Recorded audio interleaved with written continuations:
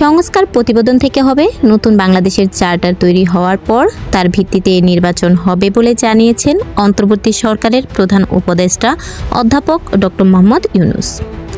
বুধবার সকালে রাজধানীর তেজগাঁওয়ে প্রধান উপদেষ্টার কার্যালয়ে 4টি সংস্কার কমিশন হস্তান্তরকালে এই কথা জানান তিনি। প্রধান উপদেষ্টা বলেন, 4টি সংস্কার কমিশন যে প্রতিবেদন জমা দিয়েছে তা খুবই গুরুত্বপূর্ণ।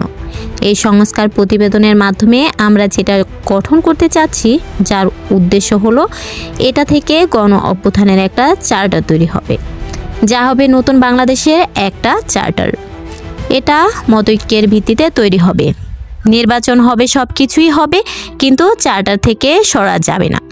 সংস্কার কমিশনগুলো প্রতিবেদন হাতে পেয়ে ডক্টর মোহাম্মদ ইউনূস বলেন, এটা শুধু একটা আনুষ্ঠানিকতা নয়, এটা এক ঐতিহাসিক মুহূর্ত। বহু ধরনের কমিটি হয়, রিপোর্ট প্রকাশ হয়, আনুষ্ঠানিকতা হয়, কিন্তু আজকের আনুষ্ঠানিকতা সেগুলোর চাইতে অনেক ঊর্ধ্বে। আজকের এই ঘটনা ইতিহাসের অংশ হয়ে থাকবে, কারণ ইতিহাসের প্রবাহ থেকেই এই কমিশনগুলোর সৃষ্টি হয়েছে।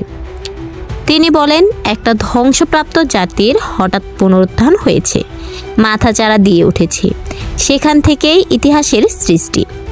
আজকের এই অনুষ্ঠান সেই ইতিহাসের অবিচ্ছেদ্য অংশ, এটা বিচ্ছিন্ন কোনো প্রতিবেদন নয়।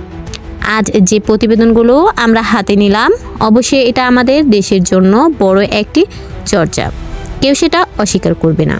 প্রধান উপদেষ্টা বলেন, এটা বাংলাদেশি বাঙালি জাতির একটা সনদ, যে সনদ আমরা বুকে নিয়ে অগ্রসর হব। যত দ্রুত পারি, যত বেশি পরিমাণে এটা বাস্তবায়ন করতে পারি, করতে থাকব। ভবিষ্যতে যে নির্বাচন হবে, এটাও হবে এই চার্টারের ভিত্তিতে।